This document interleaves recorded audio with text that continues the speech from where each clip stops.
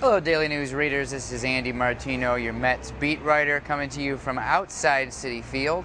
The Mets are wrapping up a homestand this week against San Francisco and Miami, which included the return of Jose Reyes to Citi Field. He was booed heavily, which is interesting for somebody who his former team, the Mets, did not offer a contract to, but people were not happy to see Jose Reyes return to Queens by and large. But, the Mets dealt with that.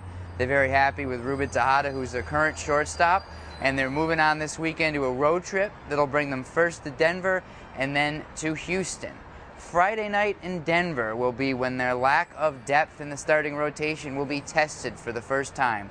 With Mike Pelfrey out with an elbow injury, Chris Schwinden, a young guy who made his major league debut last year, will get the start against Colorado. It'll be interesting to see how he does, and the Mets' hopes of remaining competitive this year in some ways depend on that. Schwinden is a right-handed pitcher, does not throw hard.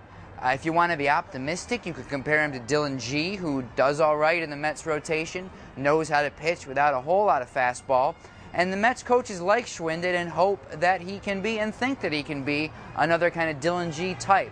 However, at the beginning of this season, they didn't think that Schwinden was necessarily ready for a full big league year.